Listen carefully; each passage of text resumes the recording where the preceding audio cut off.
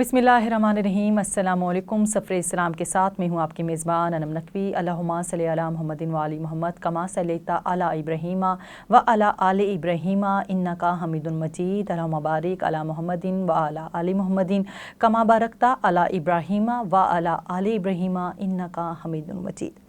नाज़रीन, आपको अपने प्रोग्राम में खुशामदीद कहेंगे। जैसा कि आप जानते हैं कि चेहले में इमाम हुसैन आप पहुंचा है, उसी हवाले से हम बात करेंगे। आज ज़िक्र करेंगे इमाम हुसैन अलैहिस्सलाम का और उनके गम का, और चेहले में इमाम हुसैन अलैहिस्सलाम का कि इसको किस अंदाज़ में मनाना चाहिए और इसकी शरई हैसियत क्या है। इस हवाले से बात करने के लिए हमने अपने प्रोग्राम में मदऊ किया है अल्लामा हैदर अलवी साहब को।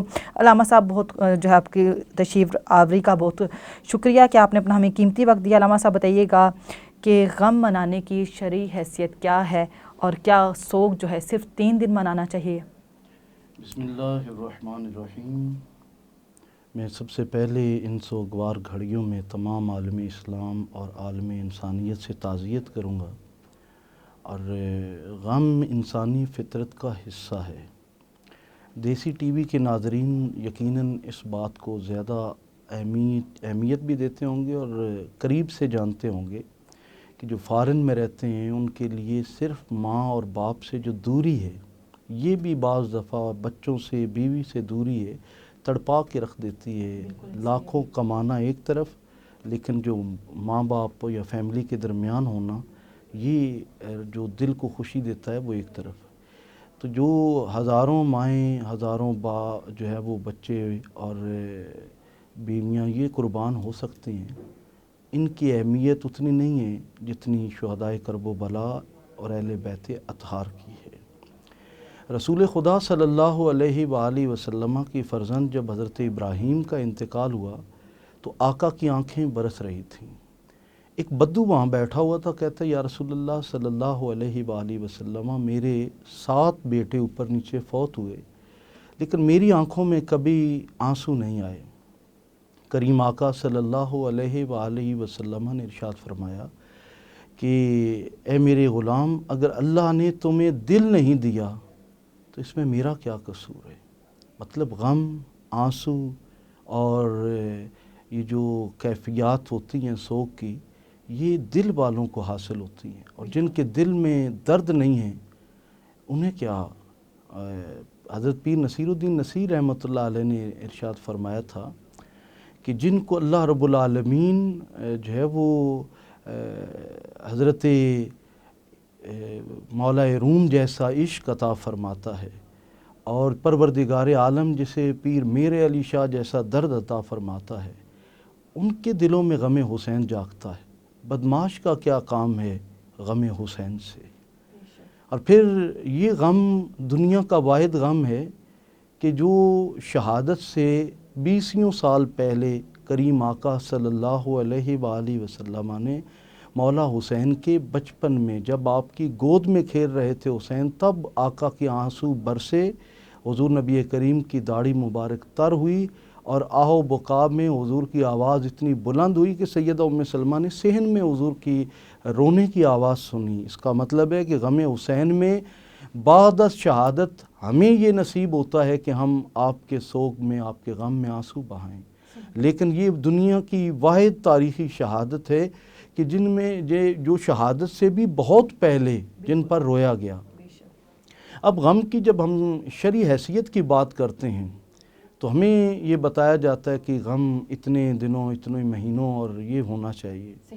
लेकिन जब मलिकतुल अरब सैयदा खदीजतुल कुबरा सलामुल्लाह अलैहा और फिर उनके साथ जो है वो नबी करीम सल्लल्लाहु अलैहि वसल्लम के गम गुसार और महबूब चचा हज़रत सैयदना अबू तालिब अलैहिस्सलाम का विसाल होता है, और मैं ये कहता होता हूँ कि इनकी शहादत हुई है, क्योंकि शाब अबी तालिब का जो सोशल बाइकाट था उसके अंदर इतनी नकात और पिराना साली और इस कदर बुढ़ापे की उम्र में जो जबर और जुल्म इन दो हस्तियों ने बर्दाश्त किया इस्लाम की खातिर, रसूल खुदा की खातिर, तो जब बाहर तशरीफ़ लाए तो 1 महीने के अंदर अंदर विसाल फरमा जाते हैं, और इसको शहादत सिर्री कहा जाता है।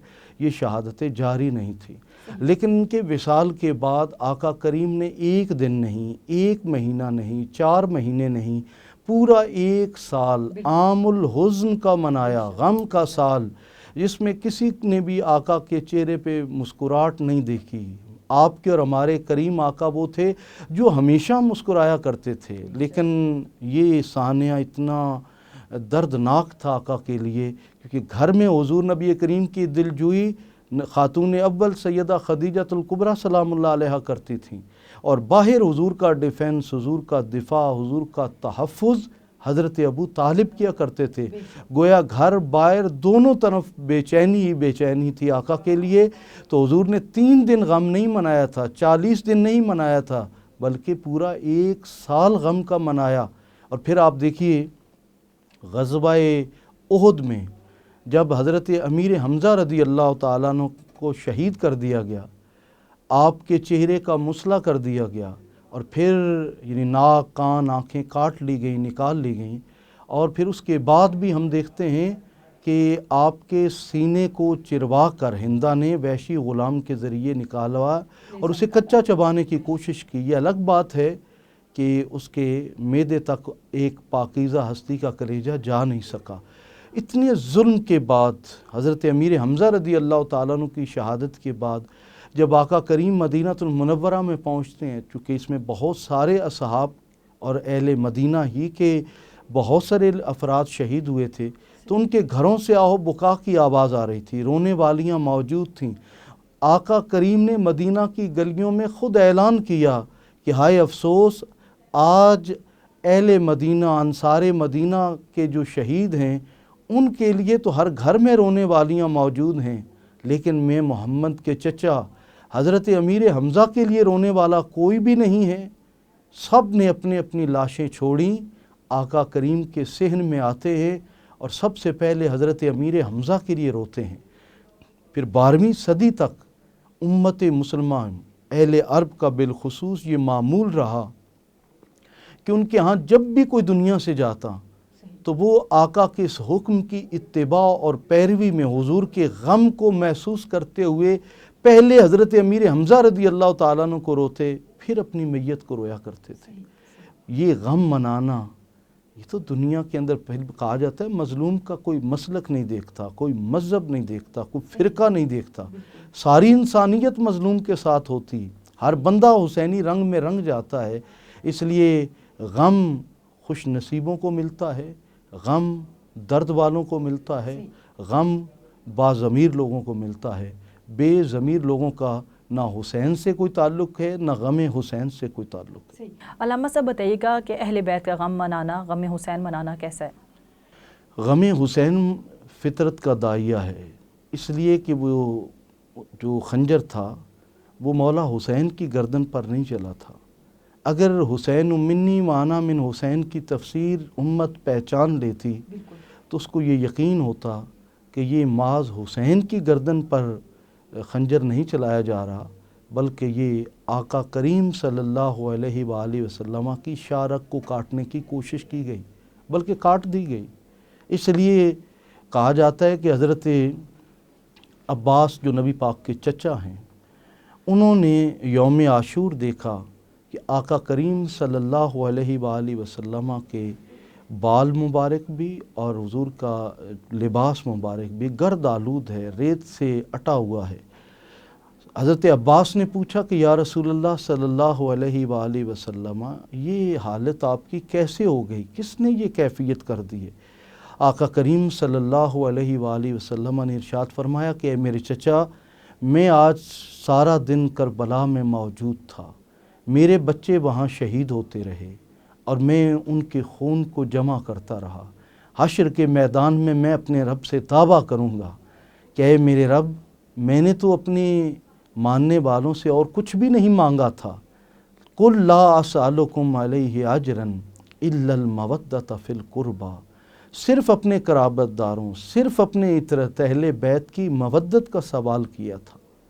کیا میرا یہی حق تھا کہ جن تک میں نے پورا کلمہ، پورا دین، پوری عبادات پہنچائیں، تیرا پورا دین پہنچایا، وہ صلے میں میری ہی نسل کو اور پہلی نسل کو کاٹ دیں؟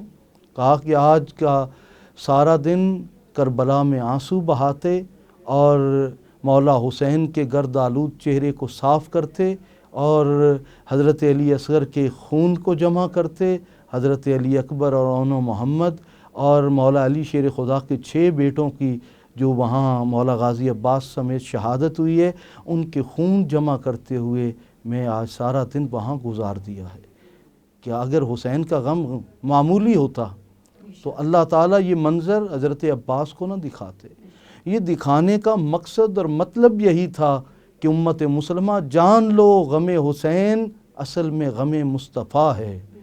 اور ہمارے ہندوستان کے ایک بہت بڑے عالم دین جو ہے وہ جنہیں امام اہل سنت کے لقب سے پہچانا جاتا ہے، مولانا شاہ احمد رضا خان علیہ رحمۃ الرحمن، آپ ارشاد فرماتے ہیں کہ جس کو حسین کا غم نہیں ہے وہ اپنے ایمان کا غم کرے کہ اسے حسین کا غم کیوں نہیں ہے۔ غم حسین ایمان کا تقاضا ہے، فطرت کا تقاضا ہے۔ اور پھر آپ دیکھیے کہ مولا حسین کا غم مسلمان ہی نہیں غیر مسلم بھی کرتے ہیں۔ معاذ حضرت جون رضی اللہ تعالیٰ عنہ کی وجہ سے کرسچن غم حسین کا حصہ نہیں بنتے ہیں، بلکہ انہیں مولا حسین کی مظلومیت کا علم اور احساس ہے۔ اور کہا جاتا ہے کہ بڑا طویل عرصہ امام زین العابدین علیہ السلام کو، جو کربلا کے بعد بطور سفیر کربلا زندہ رہے، لیکن ان کو کبھی کسی نے مسکراتے نہیں دیکھا تھا۔ علامہ صاحب اور ناظرین، یہاں پر وقت ہوا ہے بریک کا، ملتے ہیں بریک کے بعد، ہمارے ساتھ رہیے۔ بسم اللہ الرحمن الرحیم۔ ویلکم بیک ناظرین۔ علامہ صاحب بتائیے گا کہ وہ کون سے صحابی رسول صلی اللہ علیہ وآلہ وسلم تھے کہ جو سب سے پہلے چیلم میں امام حسین علیہ السلام پر امام حسین کی زیارت کو پہنچے؟ یقیناً یہ بڑا اہم سوال ہے، اور اس وقت امت چونکہ بہت سارے تعبیری نظریات میں تقسیم ہوئی ہے، اور وہ یہ سوچتے ہیں کہ شاید یہ کسی خاص ایک طبقہ فکر کا کام ہے مولا حسین کا تذکرہ کرنا، ان کے غم میں آنسو بہانا، ان کے غم میں شریک ہونا شاید کسی ایک طبقہ فکر کا کام ہے، لیکن ایسا نہیں ہے۔ مولا حسین کو جو جانتے تھے، خود حضرت ابو ہریرہ نے ایک بار اپنے سر کے اپنی چادر سے امام علی مقام کے جوتے مبارک کو صاف کرنے لگے تو امام علی مقام فرماتے ہیں کہ چچا ابو ہریرہ یہ آپ کیا کر رہے ہیں؟ مطلب یہ ہے کہ آپ نے اسے پسند نہیں فرمایا۔ تو حضرت ابو ہریرہ فرماتے ہیں کہ اے حسین، اگر آپ کا مقام اس امت کو پتہ ہوتا تو آپ کے قدم کبھی گرد آلود نہ ہوتے، یہ امت آپ کے قدم زمین پر ہی نہ لگنے دیتی۔ جنہیں حسین کے مقام کا علم تھا، وہ 80 سالہ حبیب ابن مظاہر بھی کربلا میں مولا حسین پر قربان ہو گئے اور شہادت کو گلے لگا لیا۔ یہ شہادت بظاہر ایک غریب الوطنی کی کیفیت میں تھی، تنہائی میں تھی، مطلب وہاں پر کوئی دیکھنے والا نہیں تھا، میڈیا نہیں تھا، کوئی ذرائع ایسے نہیں تھے کہ جس سے پتہ چلے کہ وہاں کیا کیا مظالم ہوئے۔ لیکن یزید یہ سمجھ رہا تھا کہ تنہائی میں مولا حسین اور ان کے گھرانے اور قافلے کو شہید کرنے کے بعد میں دنیا سے ذکر اہل بیت کو ختم کر دوں گا۔ مطلب کل کا جو یزید تھا وہ وجود حسین سے ڈرتا تھا، اور آج کا یزید ذکر حسین سے ڈرتا ہے، خوف زدہ ہے۔ قلب وجود حسین اسلام کی بقا کا راز تھا، آج ذکر حسین اسلام کی بقا کا راز ہے۔ جب یہ شہادتیں ہو جاتی ہیں، اسیر بنا کر، زنجیروں میں جکڑ کر، اہل بیت اطہار کے خواتین کو، مخدرات عصمت کو، بچوں کو، جوانوں کو، امام زین العابدین علیہ السلام کو یوں ننگے اونٹوں پر بٹھا کر لے کر جایا جا رہا ہے۔ کبھی انہیں کوفہ اور کبھی دمشق اور کبھی شام کے بازاروں سے گزارا جاتا ہے۔ پھر جب وقت آتا ہے چیلم امام علی مقام کا، جس کو 40 عربی میں کہا جاتا ہے، لیکن ہمارے ہاں چیلم کا لفظ اصطلاحاً استعمال کیا جاتا ہے کہ جب 40 دن مکمل ہو جائیں۔ آقا کریم صلی اللہ علیہ وآلہ وسلم کے ایک بڑے جانثار صحابی جو محب اہل بیت اطہار تھے، حضرت جابر بن عبداللہ انصاری رضی اللہ عنہ. کون ہے جو مسلمان کہلائے حضرت جابر بن عبداللہ انصاری کے نام سے واقف نہ ہو؟ یہ آقا کے وہ وفادار اور جانثار صحابی ہیں جن پر صحابیت بھی رشک کرتی ہے. لیکن وہ اہل بیت کا درد رکھتے تھے، وہ غم حسین رکھتے تھے اپنے سینے میں، اور جب کربلا ہوتا ہے تو آنکھوں کی بینائی سے وہ محروم ہو چکے تھے. اور ایک صحابی کے ہمراہ، اپنے دوست کے ہمراہ کربلا تک پہنچتے ہیں. کہا جاتا ہے کہ ان کی جو ٹانگیں ہیں یا تو ان میں دم خم نہیں رہا تھا یا غم حسین نے ان میں سے جان نکال لی تھی، اور یوں کہہ لیجئے گرتے پڑتے امام عالی مقام کی جو قبر اطہر ہے وہاں پر حاضر ہوتے ہیں، اور پھر آنسوؤں کی ایک ایسی داستان رقم کرتے ہیں، غم اور مرثیے کی ایسی داستان رقم کرتے ہیں جس پر صرف کربلا ہی نہیں شاید عرش بھی رو رہا ہو. کہا جاتا ہے کچھ نوجوان بنو ہاشم کے بھی وہاں پر موجود تھے، کچھ دیگر بھی افراد جو قرب و جوار سے تھے وہ آ چکے تھے. ایک روایت تو یہ بتاتی ہے کہ سیدہ زینب کبریٰ سلام اللہ علیہا آپ نے فرمایا کہ ہمیں عراق، اور عراق سے پھر آپ نے ارادہ کیا کہ مجھے جو ہے وہ لے کر جایا جائے کربلا معلیٰ تاکہ میں چیلم امام حسین میں حاضر ہو سکوں. یہ روایت اتنی ثقہ نہیں ہے. یہ کہا جاتا ہے کہ پہلے سال ایسا نہ ہو سکا، لیکن اگلے سال سیدہ زینب کبریٰ سلام اللہ علیہا اپنی تمام خانوادے کے ہمراہ کربلا کی اس سوگوار سرزمین پر چیلم امام حسین میں خود بھی آئیں. خود امام زین العابدین علیہ السلام اور آپ کا بچا ہوا جو بنو ہاشم کا خانوادہ تھا وہ سب یہاں پر حاضر ہوئے. اور یہاں امام علی رضا علیہ السلام نے ارشاد فرمایا تھا کہ اگر تم چاہتے ہو کہ کریم آقا تم سے راضی ہوں تو پھر حسین کے غم میں شریک ہویا کرو، چیلم امام حسین میں جایا کرو. یہ نبی پاک صلی اللہ علیہ وآلہ وسلم کی رضامندی کی اور آقا کو راضی کرنے کی ایک بہترین سبیل اور راستہ ہے. گویا چیلم امام عالی مقام کا آغاز حضرت جابر بن عبداللہ انصاری نے کیا، اور بظاہر اس وقت چند احباب تھے ساتھ، چند بنو ہاشم کے یا دیگر امت میں سے چند افراد موجود تھے. یہ چلتا چلتا آج دنیا کا سب سے بڑا تاریخی اجتماع بن گیا ہے. اس کے کیا فوائد اور فضائل ہیں انشاءاللہ اس پہ مزید ہم بات کرتے ہیں. علامہ صاحب بتائیے مشی کسے کہتے ہیں؟ یہ بھی ایک بڑا اہم سوال ہے. دنیا حیرت زدہ ہے کہ جہاں اونٹوں پر، گھوڑوں پر، گاڑیوں پر جایا جا سکتا ہے، وہاں دنیا اس وقت حرم مولا حسین میں جو ہے وہ میلوں میل پیدل سفر کر کے، مشی کا معنی ہے پیدل چل کر جانا، اور یہ رسماً نہیں ہے، عبادتاً لوگ نیت کرتے ہیں کہ ہم چیلم امام عالی مقام میں مشی کریں گے تاکہ وہ جو مولا حسین چلے تھے، وہ جو کربلا میں جس کرب سے گزرے تھے، جن مصائب سے گزرے تھے، ہم چل کر ان مصائب کی ایک رمق ہلکی سی بو لے لیں تاکہ ہمارے دلوں کی حسینیت بھی جاگے. کل قیامت کے جد ہم رب کی بارگاہ میں جائیں تو پروردگار عالم فرمائے کہ یہ غم حسین کا حصہ تھے. انہیں بھی مولا حسین کا درد محسوس ہوا، اور آج دنیا کا یہ سب سے وسیع و عریض دسترخوان ہے جو اس مشی کے راستے میں لگایا جاتا ہے، اور کہا جاتا ہے کہ اتنا طویل اور اتنا وسیع دسترخوان جنہیں تم نے پیاسا رکھا، جنہیں تم نے بھوکا رکھا، دیکھو آج ان کے دسترخوان پر لاکھوں نہیں کروڑوں مسلمان اور غیر مسلم پل رہے ہیں، لنگر کھا رہے ہیں. اس کا مطلب ہے جو مولا حسین کو اور آل رسول کو بے نام و نشان کرنا چاہتے تھے وہ نسل حسین کو تو نہ مٹا سکے، خود مٹ گئے. سبحان اللہ. علامہ صاحب ٹائم بھی کم ہے لیکن چہلے میں امام حسین کی اہمیت بیان کیجیے. دنیا میں ہر شخص سے جڑی کوئی نہ کوئی داستان موجود ہے.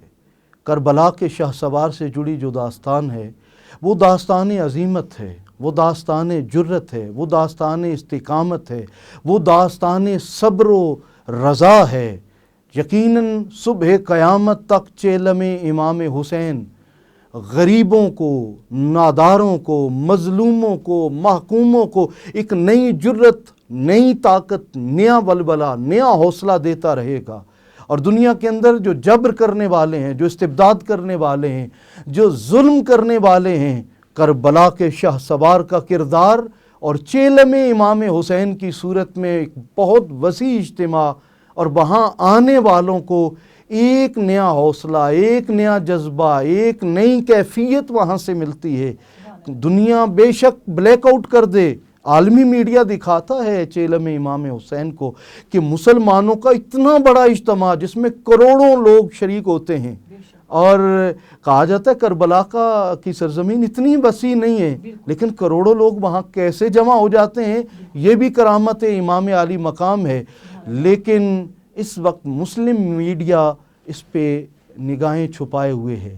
میں دیسی ٹی وی کو مبارک دوں گا کہ انہوں نے اس اہم ترین عنوان پر، جو غیرت و حمیت سے تعلق رکھتا ہے، جو باضمیر انسانیت سے تعلق رکھتا ہے، جو مظلوموں کی حمایت اور ظالم کی مخالفت سے تعلق رکھتا ہے، ظلم کے خلاف آواز کو بلند کرنے سے تعلق رکھتا ہے، وہ چیلم امام حسین ہے۔ یہ ایک محض رسم نہیں ہے، یہ محض ایک تقریب نہیں ہے، بلکہ میں یہ سمجھتا ہوں کہ یہ باضمیر زندہ دل مظلوم انسانوں کا ایک ایسا اجتماع ہوتا ہے کہ جب وہ وہاں جاتے ہیں تو ان کے دل بڑے دردناک ہوتے ہیں، لیکن جب پلٹتے ہیں تو ایک نئے حوصلے، نئی طاقت، نئی قوت اور نئے ولولے کے ساتھ، اس لیے کہ مولا حسین ناکام نہیں ہوئے تھے، کٹنے کے باوجود بھی امام علی مقام فتح یاب ہوئے تھے۔